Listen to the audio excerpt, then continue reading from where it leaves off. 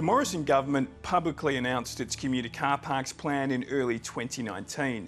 Infrastructure Minister Alan Tudge was put in charge of the $660 million program. So 2,000 cars off the road.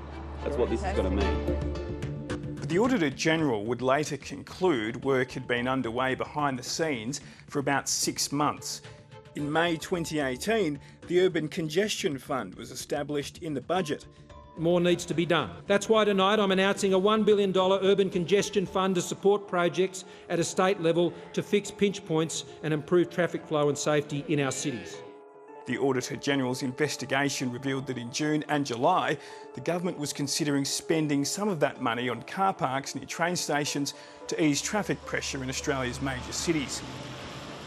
Later in the year, the Minister's office and his department agreed on how the program would be rolled out. It started being initially termed as being top 20 marginals. So that was the key thing, is to touch base with the top 20 marginals, either the member of the House of Representatives, if it was an electorate held by the coalition, the relevant duty senator and 4 other electorates. In November, the department provided the Minister's office with a state-by-state spreadsheet analysing the effectiveness of 25 projects that it had identified. But later that month, the Auditor-General says the Minister's office asked the department to add another 24 projects to the list. This was a fund in your program, under your remit as Minister. Was this deliberately targeting marginal seats you wanted to win? Alan Tudge has denied any knowledge that his staff suggested these projects, or that he was ever aware any spreadsheet existed targeting 20 key electorates. If it was based on need, why did you need a list of the top 20 marginals? Was it based on the infrastructure I'm not aware need? of such a list. By January, car park sites were being formally selected. The Auditor-General later concluded that 38 out of the 47 sites that were selected had been the subject of written requests by government ministers to the Prime Minister's office. These are real issues. These are things that people want us to address. The Prime Minister denied any knowledge of marginals being targeted at a press conference last week. Is it true that your office saw this top marginals list?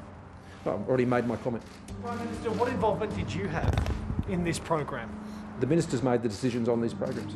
So you have no say under this program at all in where The Minister makes taxpayers' money decisions would as go? they're authorised to make those decisions. So you had no conversation?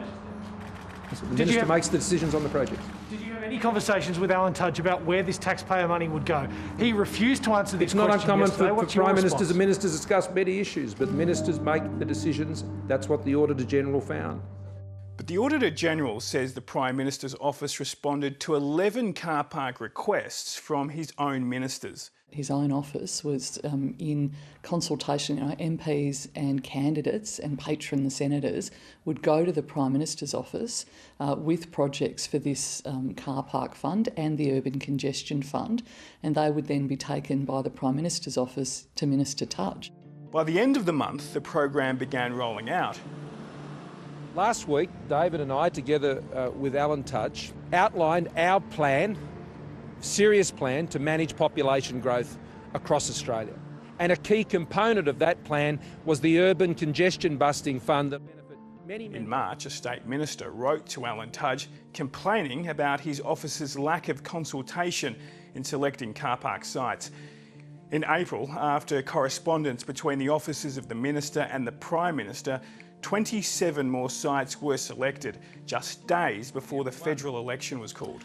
Earlier this morning, I visited the Governor-General here in Canberra and he accepted my advice for an election to be held on the 18th of May.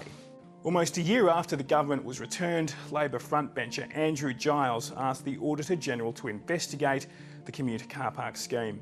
As I dug into that, more anomalies emerged. Meanwhile, progress on the actual construction of the car parks was sluggish. To the end of March, just 2 of the 47 approved car parks had been finished.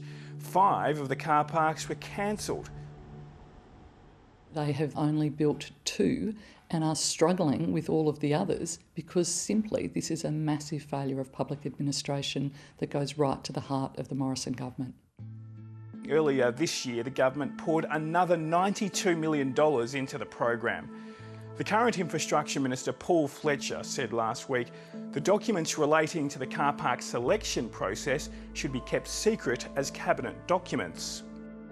Let's put it this way, if these documents are truly entitled to the Cabinet in confidence privilege, that's because it was considered by the whole of the Cabinet, or every one of those members of Cabinet who attended that meeting, whether in the National Party or whether in the Liberal Party. That means that several people passed their eyes over these particular documents. The government argues the car parks program was not subject to a competitive grants process and the minister had the authority to select the projects. But critics of the scheme have likened it to the Sports Rorts saga and the Home Affairs Minister's handling of the Safer Communities Fund. It drives me mad to hear an excuse which is, everyone does it. That's a good reason for everyone to stop doing it, not continue to do it.